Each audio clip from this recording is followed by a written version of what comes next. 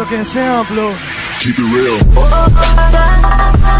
आज हम बात करते हैं छींक आने के कारणों के ऊपर। जैसा कि हम सभी जानते हैं कि छींक हमारे शरीर की एक नॉर्मल क्रिया होती है।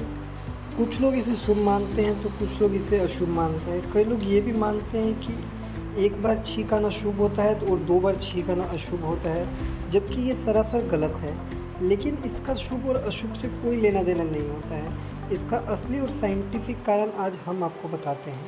प्लीज़ हमारे चैनल को लाइक एंड सब्सक्राइब कर लीजिए। छींक आना हमारे बॉडी का एक रिफ्लेक्शन एक्शन होता है, जिसमें हमारे फेफड़े की हवा तेज़ी से मुंह और नाक से बाहर आती है। हमारे नाक में म्यूकस नाम की एक झिल्ली होती है, जिसमें सूजन आ जाने के कारण उसमें खुजली होने लगती है। इस कारण छींक आती है। कुछ लोगों को जुकाम होने के कारण या एलर्जी होने के कारण भी छींक आती है। काफ़ी लोगों के अलग अलग मानने हैं छींक आने के कारण के। कभी कभी नाक की झिल्ली में कुछ धूल के कण आ जाते हैं, इसे बाहर निकालने के लिए भी छींक आ जाती है। कभी कभी तेज प्रकाश के कारण आँख की रेटिना से मस्तिष्क को जाने वाली ऑप्टिक नाड़ी भी उत्तेजित हो जाती है, जिससे छींक आ जाती है।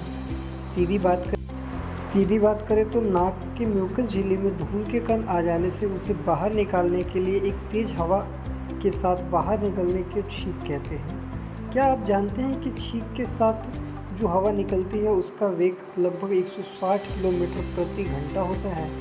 इसी कारण हमारे शरीर में ताजगी आती है और हमारा शरीर हल्कापन महसूस करता है और हमारा दिमाग ऐसा लगता है कि रिलैक्स हो चुका है। देखिए दोस्तों, ये छींक आने से कोई शुभ और अशुभ नहीं होता है। आज के बाद अगर जब कोई आपको कहता है कि आपको छींक आई है तो शुभ होगा या अशुभ होगा, तो आप इस बात से पर्दा उठाइएगा कि इससे शुभ या अशुभ कुछ नहीं होता है। ये एक साइंटिफिक कारण है। छींक आने के और भी बॉडी के कई कारण हो सकते हैं, बाकी ये शुभ अशुभ से इसका कोई लेना देना नहीं है। ऐसी वीडियो और देखने के लिए हमारे चैनल को लाइक एंड सब्सक्राइब करें और हमें इंस्टाग्राम पे फॉलो करना ना भूलें। Thank you.